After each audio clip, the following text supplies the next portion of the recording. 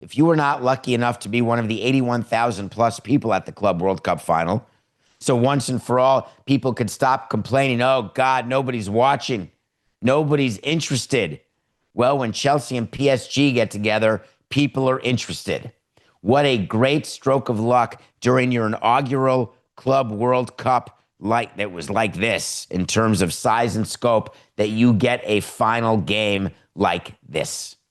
Now, the match itself was a blowout. Chelsea beat PSG 3-0.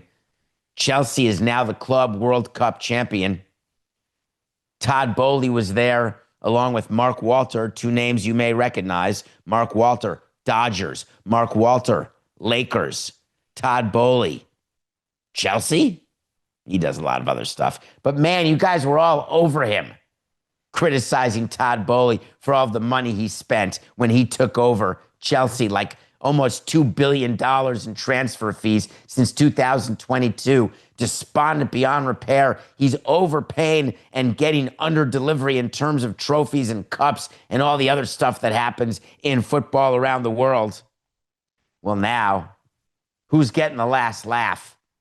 As all of the young players he signed to those long deals that I was equally critical of, well, it turns out it's paying off very well. Cole Palmer had 2 goals and an assist in the final, and he won the Golden Ball Award for Player of the Tournament.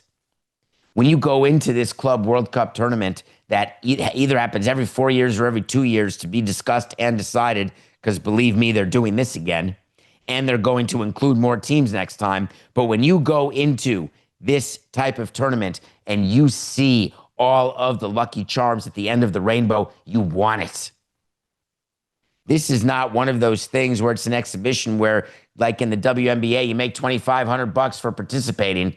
There is real money at stake here for these clubs. The argument that you get, well, you know, the Premier League, the Champions League, you can win as much money as that. Yeah, that may be true, but this is for a month. In 1 month, Chelsea made it so that they earned over $120 million, closer to $150 million. How do you not say that your time allocation is not worth it? The Club World Cup was such a rousing success around the world that it did not take more than a second for the FIFA president, Infantino, to do a press conference, not surprisingly at Trump Tower, and to say, this was so good, you know what we're going to do? We're going to expand. And we're going to make sure even more European teams get in. We're going to make sure that the best of the best, the most popular of the most popular, are a part of what we're doing. I happen to love this. When you have an opportunity to create something out of nothing and you do it and it works, there is no better feeling in business. Now, Club World Cups have happened before, but this was a completely different type of tournament. This is a tournament that had tremendous backing from its TV partners, its international partner, DAZN, its U.S. partner, Turner, David Zaslav. Tremendous financial backing, corporate sponsorships, ticketing. Forget all of the jealousy that was leaked by the people who did not want this to succeed, of all the lack of attendance, the lack of good surface, all of the negatives. Sometimes you have to get past that and you have to look a little deeper. And a little deeper here is when there are other federations around the world who get jealous that FIFA could be encroaching on something that they do or something they want to do.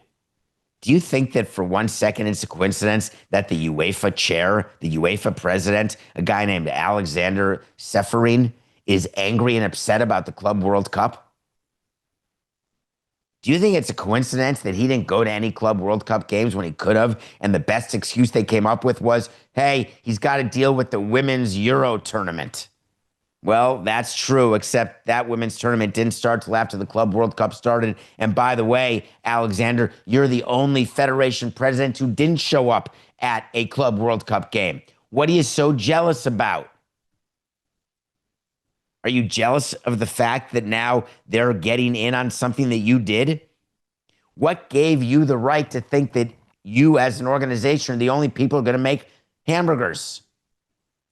You can't just have McDonald's. Of course, Burger King and Wendy's are going to start. And then you're going to get crushed by In-N-Out. And that's how it goes. And then it evolves into Chick-fil-A. It is a competitive industry. It's like me saying, hey, I got a daily podcast. That's it. Barrier to entry is full. No more daily podcasts. Don't come up with any way to distract the audience into thinking they have to spend another minute with anyone. Stop it with me. Boy, that's a way to improve quality, isn't it? You can't be surprised for 1 second that the Club World Cup was this successful, given the teams who were in it and the interest around the world of football.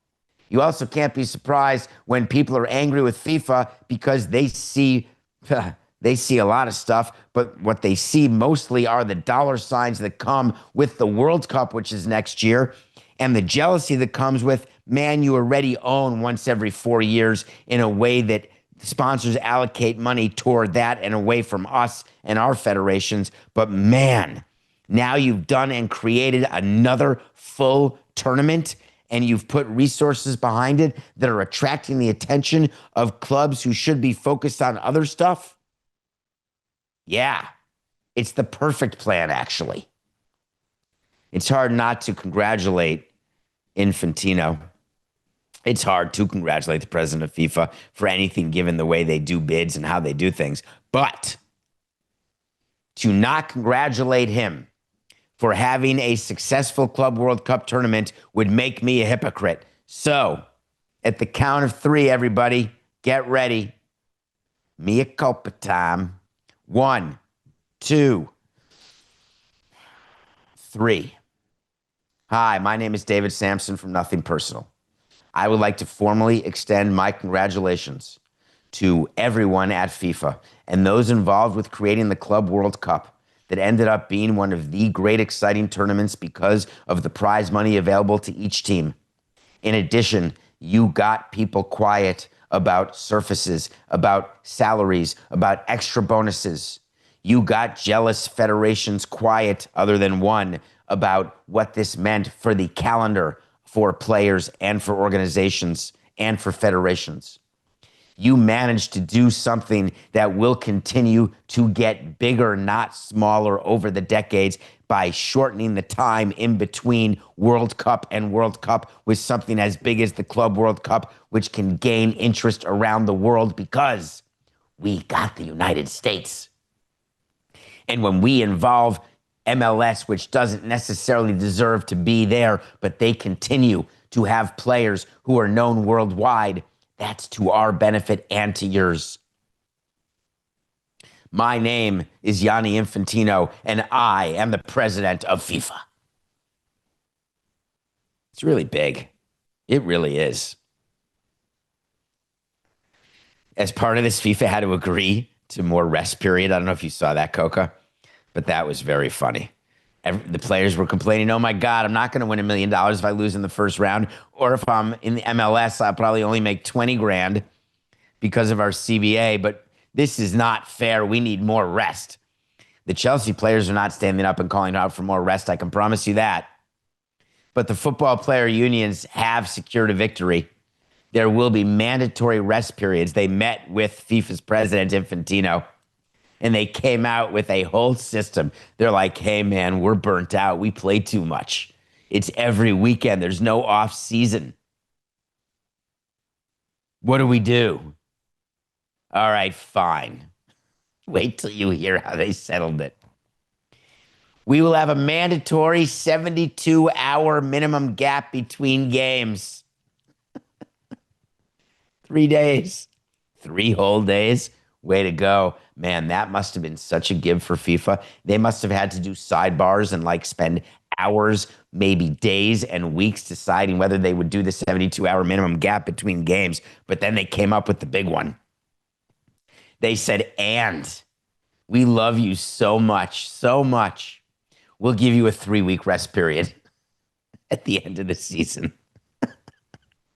3 weeks. Can you imagine if baseball ended on October 1st and then spring training was on October 21st?